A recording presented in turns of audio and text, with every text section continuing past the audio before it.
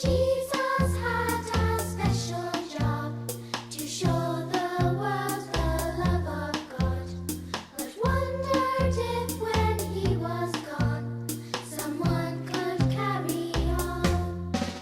So Jesus chose some of his friends, and all on whom he could depend.